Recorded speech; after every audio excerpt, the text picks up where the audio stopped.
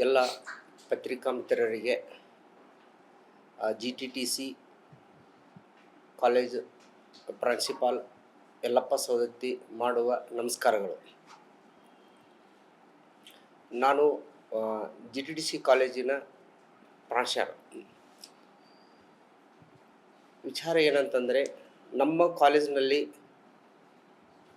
Training ನಡೀತಾ ಇದೆ. ತಮಗೆಲ್ಲ ಗೊತ್ತಿದೆ, ನಾವು ವರ್ಷ ಈ ಒಂದು ಪ್ರೆಸ್ ಮೀಟ್ ಮಾಡ್ತಾ ಇದ್ದೀವಿ. ನಮ್ಮ ಕಾಲೇಜ್ ಬಂದುಬಿಟ್ಟು ಖಾನಾಪುರ ರೋಡ್ ಉದ್ಯಮ ಭಾಗದಲ್ಲಿದೆ, ಮಜಗಾಂವ್ ಕ್ರಾಸ್ನಲ್ಲಿ. ನಮ್ಮ ಕಾಲೇಜು 1997ರಲ್ಲಿ ಬೆಳಗಾವಿ ಒಂದು ಉದ್ಯಮ ಭಾಗದಲ್ಲಿ ಪ್ರಾರಂಭವಾಗಿದೆ. ಅಲ್ಲಿಂದ ಇಲ್ಲಿವರೆಗೂ ಸಾವಿರಾರು ವಿದ್ಯಾರ್ಥಿಗಳಿಗೆ ತರಬೇತಿ ನೀಡಿ ಅವರಿಗೆ ಉದ್ಯೋಗಸ್ಥರನ್ನಾಗಿ ಮಾಡಿದ್ದೇವೆ. ಈ ಒಂದು ನಿಟ್ಟಿನಲ್ಲಿ ಈ ವರ್ಷ ಕೂಡ SLC ಮುಗಿಸಿದಂಥ ವಿದ್ಯಾರ್ಥಿಗಳಿಗೂ ಕೂಡ ಅಡ್ಮಿಷನ್ ಪ್ರಾರಂಭವಾಗಿವೆ. ಅಡ್ಮಿಷನ್ ಬಂದುಬಿಟ್ಟು ನಮ್ಮಲ್ಲಿ ಡಿಪ್ಲೊಮಾ ಕೋರ್ಸ್ಗಳು 4 ಇದ್ದಾವೆ. ಆ 4 ಕೋರ್ಸ್ಗಳಲ್ಲಿ diploma in tool and die making, diploma in precision manufacturing, diploma in automation and robotics, diploma in artificial and intelligence machine learning. So ಈ ಒಂದು 4 ಕೋರ್ಸ್ಗಳಲ್ಲಿ 4 ಕೋರ್ಸ್ಗಳು ಕೂಡ 4 ವರ್ಷದ ತರಬೇತಿಯನ್ನು ಒಳಗೊಂಡಿವೆ.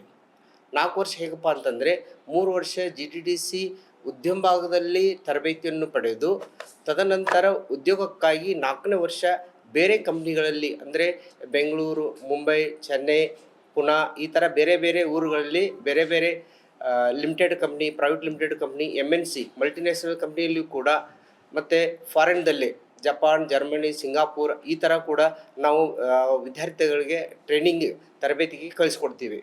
ಸೊ ಆ ಒಂದು 4ನೇ ವರ್ಷ ಕೂಡ ನಮ್ಮ ಅಂಡರ್ದಲ್ಲೇ ಕೆಲಸ ಮಾಡುತ್ತೆ, ನಮ್ಮ ಅಂಡರ್ದಲ್ಲೇ ಟ್ರೈನಿಂಗ್ ಕೊಡ್ತೀವಿ. ಸೊ ತಿಂಗಳ ಏನು ಮಾಡ್ತೀವಿ, ಅಲ್ಲೇನು ಟ್ರೈನಿಂಗ್ ಮಾಡ್ತಾರೆ ಅಂತ ನಾವು ಅದನ್ನು ವಿಚಾರ ಮಾಡ್ತೀವಿ. ಅವರು ಅಲ್ಲಿಂದ ಡಾಕ್ಯುಮೆಂಟ್ಸನ್ನು ಕಳಿಸ್ಕೊಡ್ತಾರೆ, ಮಂತ್ಲಿ ರಿಪೋರ್ಟ್ ಅಂತ ಕಳಿಸ್ಕೊಡ್ತಾರೆ. ಆ ಮಂತ್ಲಿ ರಿಪೋರ್ಟನ್ನು ನಾವು ಅವ್ರಿಗೆ ಸ್ಟಡಿ ಮಾಡಿಬಿಟ್ಟು, ಅವರಿಗೆ ಮತ್ತು ವೈವಾ ಕಂಡಕ್ಟ್ ಮಾಡಿಬಿಟ್ಟು, ಅವರಿಗೆ ಎಕ್ಸಾಮ್ ಇಟ್ಟು, ಮತ್ತು ಅವರಿಗೆ ಪ್ರಾಜೆಕ್ಟ್ ರಿಪೋರ್ಟ್ ಎಲ್ಲ ತೆಗೆದುಕೊಂಡು ಅವರಿಗೆ ಫೈನಲ್ ಇಯರ್ ನಾವು ಸರ್ಟಿಫಿಕೇಟ್ನ ಇಶ್ಯೂ ಮಾಡ್ತೀವಿ. ಸೊ ಸರ್ಟಿಫಿಕೇಟ್ ಇಶ್ಯೂ ಮಾಡಿದ ನಂತರ 4 ವರ್ಷ ಕಂಪ್ಲೀಟ್ ಆಗ್ತದೆ. ಈ 4 ವರ್ಷ ಕಂಪ್ಲೀಟ್ ಆದ ನಂತರ ಅವರು ಅದೇ ಕಂಪ್ನಿಯಲ್ಲಿ ಕೂಡ ಕಂಟಿನ್ಯೂ ಮಾಡ್ಬೋದು. ಬೇಡ ಅಂತಂದರೆ ಅವರಿಗೆ ಜಾಸ್ತಿ ಸ್ಯಾಲ್ರಿ ಬೇಕು, ಒಳ್ಳೆ ಪರ್ಫಾರ್ಮೆನ್ಸ್ ಇತ್ತು ಅಂದರೆ ಬೇರೆ ಕಂಪ್ನಿಯಲ್ಲಿ ಕೂಡ ಹೋಗಿ ಕೆಲಸ ಮಾಡ್ಬೋದು. ಅದು ಬೇಡ ಅಂತಂದರೆ ಅವ್ರ ಕಡೆ ಇನ್ವೆಸ್ಟ್ಮೆಂಟ್ ಮಾಡಿ ಸ್ವಂತ ಇಂಡಸ್ಟ್ರಿನೂ ಕೂಡ ಹಾಕ್ಬೋದು. ಇಲ್ಲ ಗೌರ್ಮೆಂಟ್ DIC ಆಫೀಸ್ ಕಡೆಯಿಂದ ಅವ್ರಿಗೆ ಲೋನ್ ಮುಖಾಂತರ ಅವರು ಇಂಡಸ್ಟ್ರಿ ಕೂಡ ಹಾಕ್ಬೋದು. ಅದೊಂದು ಆಪ್ಷನ್ ಇದೆ. ಅದು ಯಾವುದೂ ಬೇಡ, ನಾವು ಇನ್ನೂ ಹೈಯರ್ ಎಜುಕೇಷನ್ ಮಾಡಬೇಕಂತಂದರೆ BEದಲ್ಲಿ ಸೆಕೆಂಡ್ ಇಯರ್ಗೆ ಲ್ಯಾಟ್ರಲ್ ಎಂಟ್ರಿ ಮೂಲಕನೂ ಅವರು ಅಡ್ಮಿಷನನ್ನು ತೊಗೋಬೋದು. ಅದೊಂದು ಅಪರ್ಚುನಿಟಿ ಇದೆ ನಮ್ಮಲ್ಲಿ. ಯಾಕಂದರೆ ನಮ್ಮ ಕೋರ್ಸ್ ಎಲ್ಲನೂ AICT ಅಪ್ರೂವಲ್ ಇದ್ದಾವೆ. ಸೊ ಹಿಂಗಿರೋದ್ರಿಂದ BEದಲ್ಲಿ ಅಂದರೆ ಇಂಜಿನಿಯರಿಂಗ್ದಲ್ಲಿ ಅವರು ಲ್ಯಾಟ್ರಲ್ ಎಂಟ್ರಿ ಮೂಲಕ ಸೆಕೆಂಡ್ ಇಯರನ್ನು ಆರಾಮಾಗಿ ಅಡ್ಮಿಷನ್ ತೊಗೋಬೋದು. ಅದು ಬಿಟ್ಟರೆ ಈ 3 ವರ್ಷ ನಮ್ಮಲ್ಲೇ ಟ್ರೈನಿಂಗ್ ಇದೆ. ಟ್ರೈನಿಂಗ್ ಯಾವ ಥರ ಕೊಡ್ತೀವಿ ಅಂತಂದರೆ, ನಾವು ಬೇಸಿಕ್ ಟ್ರೈನಿಂಗ್ ಕೊಡ್ತೀವಿ. ಮೆಕ್ಯಾನಿಕಲ್ ಕೋರ್ಸ್ ಇರ್ಬೋದು, ಅಥವಾ ಪ್ರೆಸಿಷನ್ ಮ್ಯಾನುಫ್ಯಾಕ್ಚರಿಂಗ್ ಇರ್ಬೋದು. ಇನ್ನೊಂದು ಹೊಸದಾಗಿ ಬಂದಂಥ ಕೋರ್ಸು ಆರ್ಟಿಫಿಷಿಯಲ್ ಇಂಟೆಲಿಜೆನ್ಸ್ ಅಂತ. ಸೊ ಈಗ 3ನೇ ವರ್ಷ ಆಗ್ತದೆ, 2 ವರ್ಷ ಕಂಪ್ಲೀಟ್ ಆಗಿದೆ. 3ನೇ ವರ್ಷ ಕೂಡ ನಾವು ಈ ವರ್ಷ ಅಡ್ಮಿಷನ್ ತೊಗೊಳ್ತಾ ಇದ್ದೀವಿ. ಅದಕ್ಕಂತೂ ಸಾಕಷ್ಟು ಬೇಡಿಕೆ ಇದೆ. ಯಾವುದು ಆರ್ಟಿಫಿಷಿಯಲ್ ಇಂಟೆಲಿಜೆನ್ಸ್ ಮಷಿನ್ ಲರ್ನಿಂಗ್ ಅಂತ. ಸೊ ಈ ಕೋರ್ಸ್ ಮುಖಾಂತರ ನಾವು ಏನು ಮಾಡ್ತೀವಿ ಅಂತಂದರೆ, ವರ್ಷ ಅಡ್ಮಿಷನ್ ತೊಗೊಂಡ್ಬಿಟ್ಟು ಅವರಿಗೆ ಉದ್ಯೋಗಸ್ಥರನ್ನಾಗಿ ಮಾಡ್ತೀವಿ. ಇದು 100% ನಮ್ಮ ಒಂದು GTTC ಅದೊಂದು ಹೆಮ್ಮೆಯ ಸಂಗತಿ. ಬೇರೆ ಯಾವ ಕಾಲೇಜ್ಗಳು ಕೂಡ ಈ ಒಂದು ಅಪಾರ್ಚುನಿಟಿ ಎಲ್ಲಿಯೂ ಸಿಗಲ್ಲ. ಇದು ನಮ್ಮ ಕಾಲೇಜಲ್ಲಿ ಮಾತ್ರ ಇರೋದು. ಆಮೇಲೆ ತಮಗೆಲ್ಲ ಗೊತ್ತಿದ್ದ ಹಾಗೆ ಬೇರೆ ಬೇರೆ ಇಂಡಸ್ಟ್ರಿಗಳಲ್ಲಿ ಹೋಗೋದು ಹೇಗಪ್ಪ ಅಂತಂದರೆ ಹೇಳ್ತೀನಿ ನಾನು. ಇಂಡಸ್ಟ್ರಿಗಳಲ್ಲಿ ನೋಡಿ, ತಮಗೆಲ್ಲ ಗೊತ್ತಿದ್ದ ಇಂಡಸ್ಟ್ರಿಗಳಿದ್ದಾವೆ. ಇಲ್ಲಿ ಏಕಸ್ ಕಂಪ್ನಿ ಇದೆ ನಮ್ಮ ಬೆಳಗಾವದಲ್ಲಿ, ಎಲ್ಲಿ ಕೊಲ್ಲಾಪುರ ರೋಡಲ್ಲಿ. ಅಂಥ ಏಕಸ್ ಕಂಪ್ನಿಗಳಲ್ಲಿ ಕಳಿಸ್ಕೊಡ್ತೀವಿ. ಅದು ಬಿಟ್ಟರೆ TVS, ಟೊಯೋಟಾ, ಟಾಟಾ, ಸೊ ಈ ಥರ ಡಿಫ್ರೆಂಟ್ ಕಂಪ್ನಿಗಳಲ್ಲಿ ನಾವು ಅವರಿಗೆ ಉದ್ಯೋಗಸ್ಥರನ್ನ ಮಾಡಲಿಕ್ಕೆ ನಾವು ಕಳಿಸ್ಕೊಡ್ತೀವಿ. ಆಮೇಲೆ ನಮ್ಮಲ್ಲಿ ಇರುವಂಥ ಫೆಸಿಲಿಟೀಸು ತುಂಬ ಫೆಸಿಲಿಟೀಸ್ ಇದ್ದಾವೆ. ಯಾಕಂದರೆ ನಮ್ಮಲ್ಲಿ ಏನಾಗಿದೆ ಅಂತಂದರೆ, ಗೋರ್ಮೆಂಟ್ ನಮ್ಮದು ಕರ್ನಾಟಕ ಗೋರ್ಮೆಂಟ್ ಅಂಡರ್ ಬರೋದರಿಂದ ಕರ್ನಾಟಕ ಗೋರ್ಮೆಂಟ್ ಭಾಳಷ್ಟು ಹೆಲ್ಪ್ ಮಾಡ್ತಾ ಇದೆ. ಸಾಕಷ್ಟು ಮಷಿನ್ಸ್ ಇದ್ದಾವೆ. ಆ ಮಷಿನ್ಸ್ ಯಾವಂತ ಹೇಳ್ತೀವಿ ನಿಮಗೆ.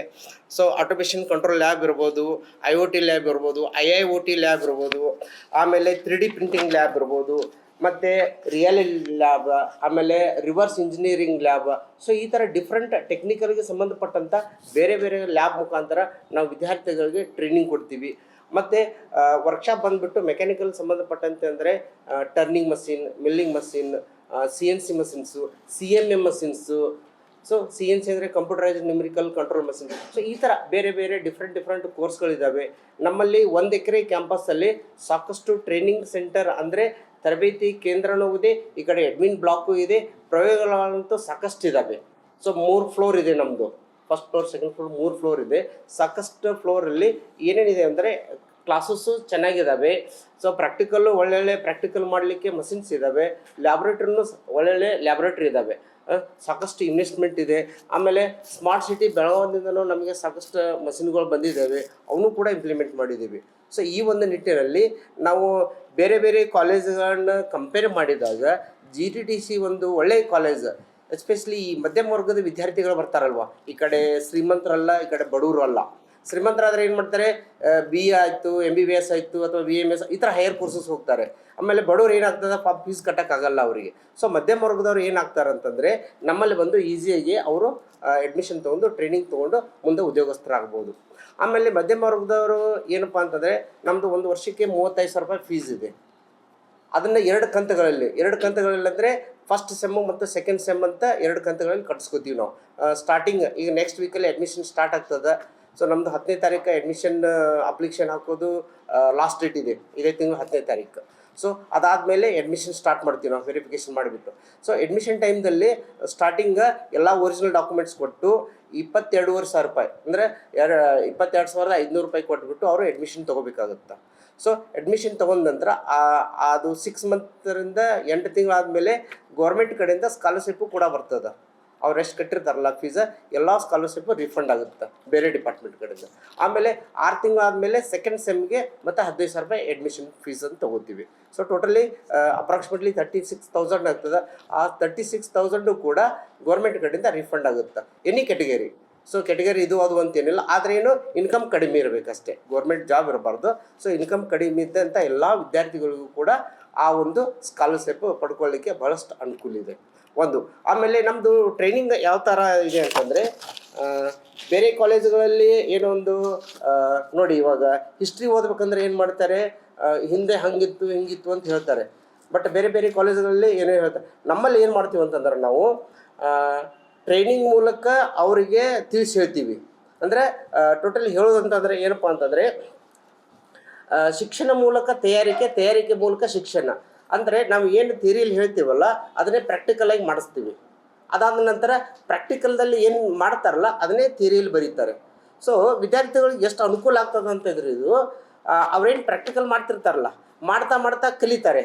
ಅದನ್ನು ಕಲಿತದ್ದನ್ನು ಎಕ್ಸಾಮ್ದಲ್ಲಿ ಬರೀತಾರೆ. ಸೊ ಭಾಳಷ್ಟು ಈಸಿಯಾಗಿ ನೆನಪಿಟ್ಕೋಬೋದು. ಬೇರೆ ಬೇರೆ ಕಾಲೇಜುಗಳಲ್ಲಿ ಏನು ಮಾಡ್ತಾರೆ, ಬರೀ ಓದ್ಕೋತ ಹೋಗ್ತಾರೆ, ನೆನಪು ಉಳಿತದಿಲ್ಲೋ ಕಷ್ಟ ಆಗ್ತದೆ ಅವ್ರಿಗೆ. ಬಟ್ ಇಲ್ಲಿ ಹಾಗಲ್ಲ. ಸೊ 100% ಅವ್ರಿಗೆ ನೆನಪು ಉಳಿತದೆ. ಇವಾಗ ಗಾಂಧೀಜಿ ತತ್ವವನ್ನು ಅನುಸರಿಸ್ತೀವಿ ನಾವು. ಅಂದರೆ ಹೇಳಿದ್ದನ್ನೇ ಮಾಡೋದು, ಮಾಡಿದ್ದನ್ನೇ ಹೇಳೋದು. ನಾವೇನು ಬುಕ್ಕಲ್ಲಿ ಏನು ಬರಿತೀವಲ್ಲ ಅದನ್ನೇ ಅಲ್ಲಿ ಮಾಡಿ ತೋರಿಸ್ತೀವಿ. ಸೊ ಏನು ಮಾಡ್ತೀವಿ ಅದನ್ನೇ ಬುಕ್ಕಲ್ಲಿ ಬರಿತೀವಿ. ಸೊ ಏನು ಮಾಡೋಕ್ಕಾಗೋದಿಲ್ಲ ಅದನ್ನು ಬುಕ್ಕಲ್ಲೇ ಎರೇಸ್ ಮಾಡಿಬಿಡ್ತೀವಿ. ಇದು ಬರಲ್ಲ ಅಂತ ತೆಗೆದು ಬಿಡ್ತೀವಿ. ಅದೇ ಥರ ಏನು ತೆಗೆದಿರ್ತೀವಲ್ಲ ಅದನ್ನು ಬಿಟ್ಟು ಏನು ಬರ್ತದೆ ಅದನ್ನೇ ವಿದ್ಯಾರ್ಥಿಗಳಿಗೆ ಅಂದರೆ ಟೋಟಲಿ 100% ಕಲಿಕೆಗೆ ಬಹಳಷ್ಟು ಅನುಕೂಲ ಇದೆ. ಎಂಥ ಒಬ್ಬ ದೊಡ್ಡ ವಿದ್ಯಾರ್ಥಿ ಇದ್ದರೂ ಕೂಡ ನಮ್ಮ ಕಾಲೇಜಿಗೆ ಬಂದ ಮೇಲೆ ಅವನ ಜಾಣನ್ನಾಗಿ ಮಾಡಿ, ಸ್ಕಿಲ್ಲನ್ನು ಅವನಲ್ಲಿ ಇನ್ವಾಲ್ವ್ ಮಾಡಿ, ಸೊ ಅವನ ಟ್ಯಾಲೆಂಟನ್ನು ಹೊರಗೆ ತೆಗೆದು ಅವನಿಂದ ಏನು ಇದೆ. ಆಮೇಲೆ ನಮ್ಮಲ್ಲಿ ಟ್ರೈನಿಂಗ್ ಹೆಂಗಿರ್ತದೆ ಅಂತಂದರೆ, ಇಂಡಸ್ಟ್ರಿ ರಿಕ್ವೈರ್ಮೆಂಟ್ ಏನಿರ್ತದಲ್ಲ, ಸೊ ಎಂಥ ವಿದ್ಯಾರ್ಥಿಗಳು ಅವ್ರಿಗೆ ಬೇಕಾಗಿರೋ ಎಂಥ ವರ್ಕರ್ಸ್ ಬೇಕಾಗಿರ್ತಾರಲ್ಲ, ಅದೇ ಥರ ಅವ್ರಿಗೆ ಏನು ರಿಕ್ವೈರ್ಮೆಂಟ್ ಇದೆಯಲ್ಲ ಅದೇ ಥರ ಟ್ರೈನಿಂಗ್ ಕೊಡ್ತೀವಿ ನಾವು. ಆ ಥರ ಟ್ರೈನಿಂಗ್ ಕೊಟ್ಬಿಟ್ಟು ಆ ಇಂಡಸ್ಟ್ರಿ ಜೊತೆ MOU ಮಾಡ್ಕೊಂಡಿರ್ತೀವಿ ನಾವು. MOU ಅಂತಂದರೆ memorandum of understanding. Before that ನಾವು ಮಾತಾಡಿಬಿಟ್ಟು ನಮ್ಮ ವರ್ಷ ನಮ್ಮ ಕಡೆಯಿಂದ ಒಂದು 60 ಜನ ವಿದ್ಯಾರ್ಥಿಗಳಿಗೆ ನಿಮ್ಮ ಕಂಪ್ನಿಗೆ ಕಳಿಸ್ತೀವಿ, ಅಥವಾ 4 ಜನ ವಿದ್ಯಾರ್ಥಿಗಳು ಕಳಿಸ್ತೀವಿ ಬೇರೆ ಬೇರೆ ಕಂಪ್ನಿಗಳಲ್ಲಿ. ಸೊ ಹಿಂಗೆ ಮಾಡ್ಕೊಂಡಿರ್ತೀವಿ. ಅವರೇ ಬಂದು ಕ್ಯಾಂಪಸ್ ಮಾಡ್ತಾರೆ. ಕ್ಯಾಂಪಸ್ ಮಾಡಿಬಿಟ್ಟು ಅವರು ಸಿಲೆಕ್ಷನ್ ಮಾಡ್ತಾರೆ. ಅಂದರೆ ರಿಟರ್ನ್ ಟೆಸ್ಟ್ ತೊಗೋತಾರೆ, ಓರಲ್ ಇಂಟ್ರ್ಯೂ ಮಾಡ್ತಾರೆ, ಆಮೇಲೆ HR ಇಂಟ್ರ್ಯೂ ಮಾಡ್ತಾರೆ. ಮಾಡಿಬಿಟ್ಟು ಆ ವಿದ್ಯಾರ್ಥಿಗಳ ಸಿಲೆಕ್ಟ್ ಆದಮೇಲೆ ಅವರಿಗೆ ಒಂದು ಸ್ಟೈಪಂಡ್ ಅಂತ ಇಶ್ಯೂ ಮಾಡ್ತಾರೆ ಅವರು. ಸೊ ಸ್ಟೈಪಂಡ್ ಎಷ್ಟು ಇಶ್ಯೂ ಮಾಡ್ತಾರೆ, ಆ ವಿದ್ಯಾರ್ಥಿ ಪರ್ಫಾರ್ಮೆನ್ಸ್ ಅವ್ನ ಜಾಣತನ ಹೆಂಗಿರ್ತದಲ್ಲ ಅದರ ಮೇಲೆ ಸ್ಟೈಪಂಡ್ ಇಶ್ಯೂ ಮಾಡಿಬಿಟ್ಟು ಆ ವಿದ್ಯಾರ್ಥಿಗಳಿಗೆ 1 ವರ್ಷ ಟ್ರೈನಿಂಗನ್ನು ಅಲ್ಲೇ ಪ್ಲೇಸ್ ಮಾಡ್ತೀವಿ ನಾವು. ಸೊ ಈ ಥರ ಪ್ರೊಸೆಸ್ ಇರೋದರಿಂದ ಬಹಳಷ್ಟು ವಿದ್ಯಾರ್ಥಿಗಳು ಬಂದುಬಿಟ್ಟು ಕಲಿತು ಒಳ್ಳೊಳ್ಳೆ ಕೆಲಸಗಳನ್ನ ಪಡೆದುಕೊಳ್ಳಿಕ್ಕೆ ಬಹಳಷ್ಟು ನಮ್ಮ ಕಾಲೇಜ್ ಅನುಕೂಲ ಆಗಿದೆ. ಸೊ ಈ ಮುಖಾಂತರ ತಮಗೆಲ್ಲ ನಾನು ಏನು ರಿಕ್ವೆಸ್ಟ್ ಮಾಡೋದು ಅಂತಂದರೆ, ಸಾಕಷ್ಟು ಹಳ್ಳಿಗಳಲ್ಲಿ ವಿದ್ಯಾರ್ಥಿಗಳಿಗೆ, ಪಾಲಕರಿಗೆ ನಮ್ಮ ಕಾಲೇಜ್ ಬಗ್ಗೆ ಗೊತ್ತಿಲ್ಲ. ಒಂದು ಹೇಳೋದು ಏನಪ್ಪ ಅಂತಂದರೆ, ನಾವು ಈ ಪ್ರೆಸ್ ಮೀಟ್ ಮಾಡೋ ಉದ್ದೇಶ ಏನಪ್ಪ ಅಂತಂದರೆ, ಹಳ್ಳಿಗಳ ವಿದ್ಯಾರ್ಥಿಗಳಿಗೆ ಪಾಲಕರಿಗೆ ನಮ್ಮ ಕಾಲೇಜ್ ಬಗ್ಗೆ ಮಾಹಿತಿ ಇಲ್ಲ. ಇದ್ದವ್ರಂತೂ ಬರ್ತಾರೆ ಹೋಗ್ತಾರೆ, ಎಂಥವ್ರಿಗೆ ಮಾಹಿತಿ ಇರೋಂಗಿಲ್ಲ ಅಂತಾರೆ, ಅಂಥವ್ರಿಗೆ ಒಂದು ಮಾಹಿತಿ ಸಿಗಲಿ ಅನ್ನೋ ಉದ್ದೇಶದಿಂದ ನಮ್ಮ ಕಡೆ ನಾನು ನಮ್ಮ ಕಾಲೇಜ್ ಕಡೆಯಿಂದ, ಮ್ಯಾನೇಜ್ಮೆಂಟ್ ಕಡೆಯಿಂದ, ನನ್ನ ಕಡೆಯಿಂದ ರಿಕ್ವೆಸ್ಟ್ ಮಾಡ್ಕೊಳ್ಳೋದು ಏನಪ್ಪ ಅಂದ್ರೆ, ಎಲ್ಲ ಕಡೆ ಪಬ್ಲಿಸಿಟಿಯಾಗಿ ದಯವಿಟ್ಟು ನಮ್ಮ ಕಾಲೇಜ್ ಬಗ್ಗೆ ತಿಳುವಳಿಕೆ ಹೇಳಿ ಎಲ್ಲರಿಗೂ ತಲುಪಬೇಕಂತ ನನ್ನ ವಿನಂತಿ.